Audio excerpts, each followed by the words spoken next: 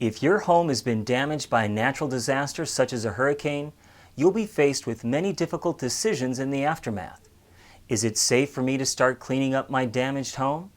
Should I hire a professional to help me identify and solve all of the problems? How can I avoid scams and scare tactics from unscrupulous companies?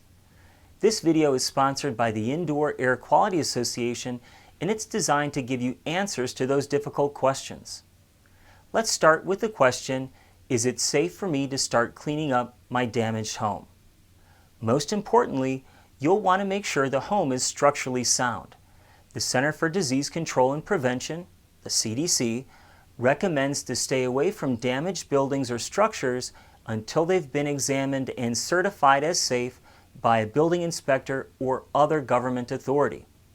Leave immediately if you smell gas or suspect a leak. Be on the lookout for electrocution risks which can arise from using electric tools or appliances while standing in water. And don't overlook fire risks from using candles for lighting or open fires for heating.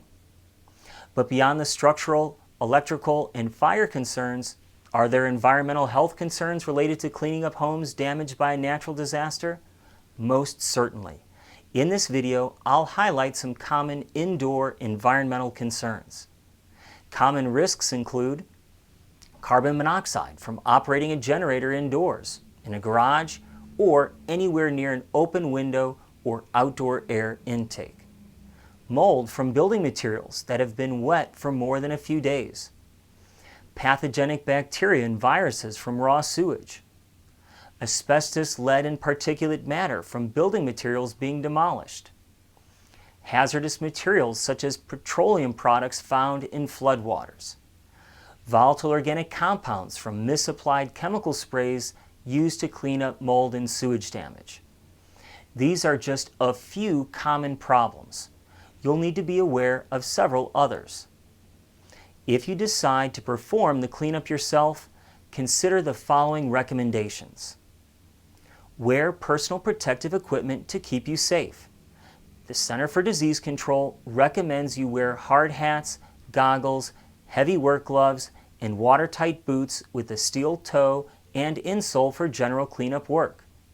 If there's been a backflow of sewage into your house, the CDC recommends wearing rubber boots, rubber gloves, and goggles during cleanup. If you're handling mold-damaged materials, several government agencies recommend personal protective equipment based on the extent of mold growth. This ranges from an N95 respirator, eye protection, and gloves for a small area, all the way up to full body coverings and full face respirators for larger areas. As a rule of thumb, most hard, non-porous surfaces with mold growth can be cleaned with water and detergent, but porous materials harboring growth will need to be replaced. Any cleaning chemicals, disinfectants, or other antimicrobial products should be used in accordance with the labeled instructions. Consider using greener cleaners and disinfectants, especially if anyone in the home has chemical intolerances. Don't overexert yourself and stay hydrated. And finally, after completing the cleanup for the day, be sure to wash with soap and water. Because of these risks, you may want to consider outside professional help. For example, a professional will be able to determine if damaged materials will contain asbestos and/or lead. When looking for a professional, consider respected industry organizations that have member listings on their websites. These organizations include the Indoor Air Quality Association at IAQA.org, the American Industrial Hygiene Association at AIHA.org, and the Restoration Industry Association at restorationindustry.org.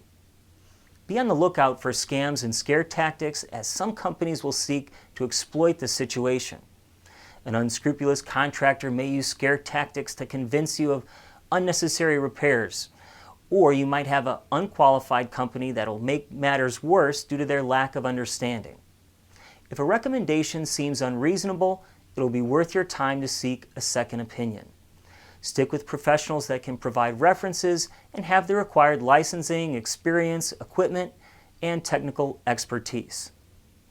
By following some of the simple advice in this video, hopefully you can prevent a bad situation from becoming worse.